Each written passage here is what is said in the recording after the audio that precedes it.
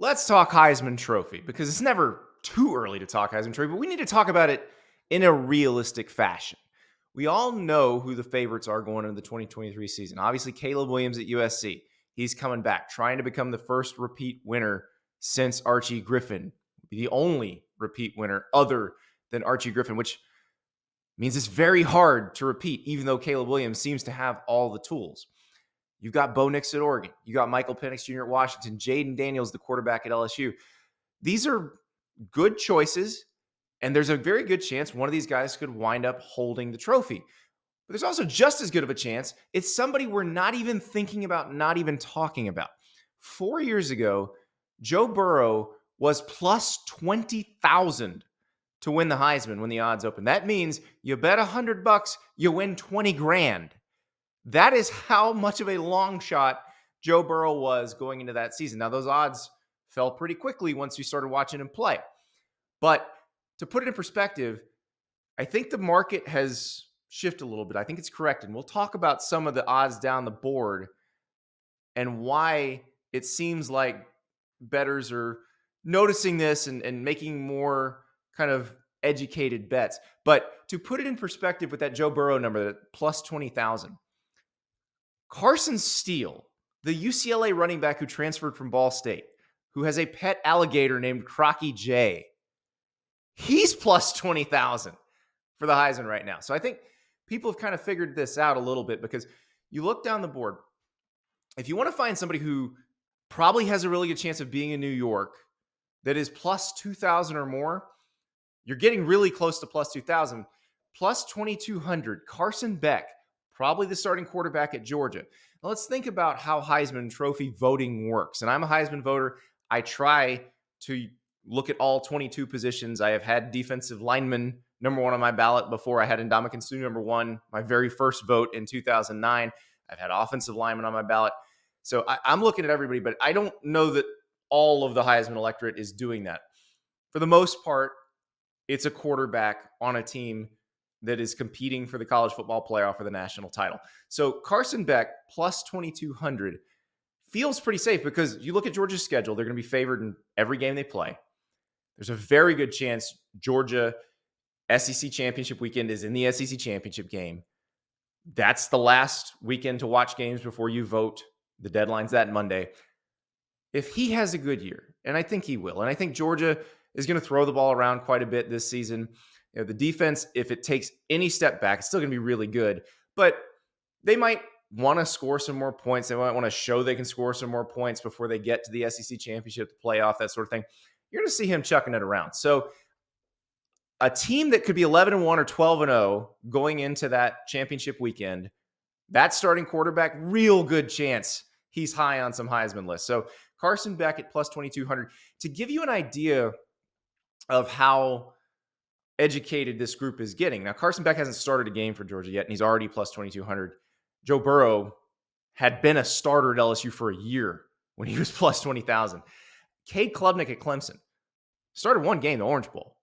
He's plus 1,400 right now. But it's the same logic because people think, okay, Clemson or Florida State probably winning the ACC, and Jordan Travis, the Florida State starter, is also up there in terms of odds. He's not a high odds guy. He's one that everybody's looking at.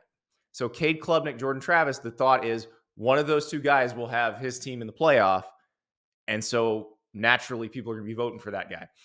But we're going to go a little bit down the board. One guy who, if you talk to NFL draft people, they love him, the top 5 pick guaranteed. But his odds are a little bit different because of the position he plays. Marvin Harrison Jr., wide receiver at Ohio State, anywhere between plus 2,200 and plus 2,700, depending on what book you're looking at. This is the best receiver in college football. Now, we go back to Devontae Smith winning the Heisman in 2020. He started the season at plus 10,000, and he was coming off a year where he had led Alabama in receiving, and they had Jalen Waddle and Henry Ruggs also. If we look closer, we probably would have realized how special he was going into that season. But at the time, the thought was, he's pretty good. These other guys are really good. He's the guy who caught the second and 26 pass with the national title as a freshman. But we weren't looking at him as a game-changing guy. And that evolved as the season went on. There is no one who watched college football last season who doesn't already think Marvin Harrison Jr. is a game-changing guy. And I think what you saw with Devontae Smith, because remember, Mac Jones was a finalist that same year for the Heisman. But I think voters said, no, this is the guy who's the secret sauce, Devontae Smith.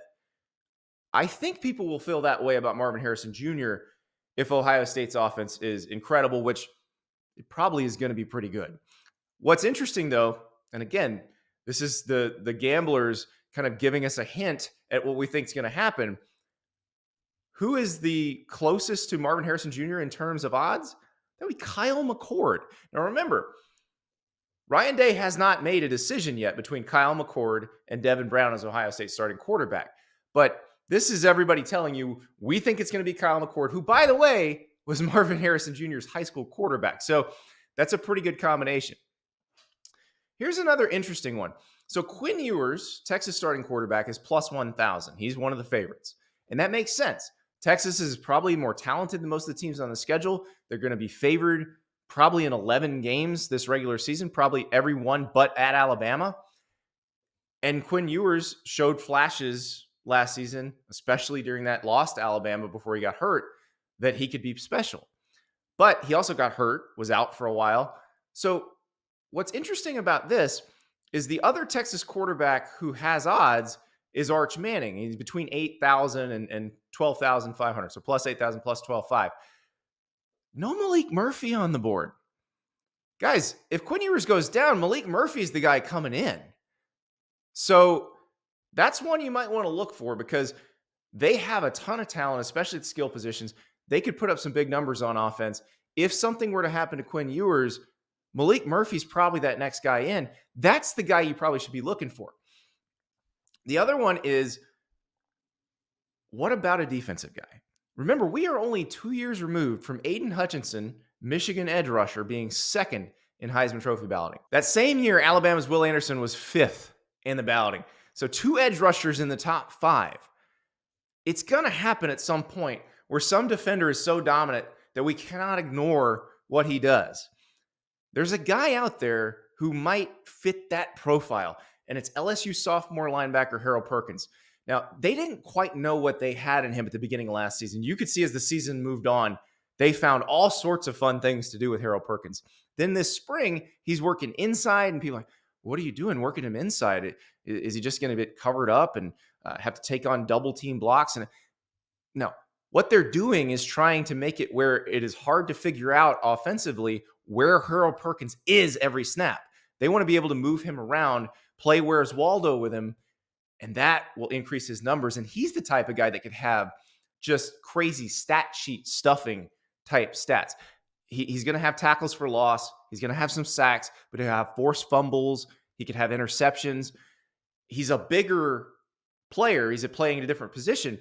But think back to Tyrann Mathieu at LSU in 2011, where it felt like he was doing a bunch of everything every game. If LSU's really good, Harold Perkins is probably the best player on that team. So Jaden Daniels is the betting favorite in the Heisman race among LSU players. But Harold Perkins may be the reason if LSU is competing for the SEC title, competing for the national title. So keep an eye on that. Another guy to keep an eye on whose name is not on any board at all. Perkins at least has odds. He's plus 15,000. Another guy who's not on the board at all, though, Abdul Carter at Penn State.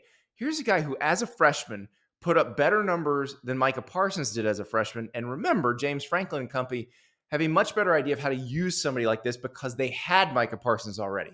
So expect his numbers to get even better. Expect him to be one of the best edge rushers in the country. And he could have a big effect on some big, big games. I mean, Penn State, Michigan, Penn State, Ohio State, those are games that could determine how the national title picture, how the playoff picture looks. If he blows up in one of those games or both of those games, that's a guy that everybody's going to be talking about. And he's not even on the board yet. So hope that helps. Hope that gives you a little bit more educated look at those Heisman Trophy odds. Listen, I saw Caleb Williams play last year. It's hard for me to imagine somebody playing better than him, but there's a reason Archie's that only repeat winner. So look down the board. Maybe you find a gem.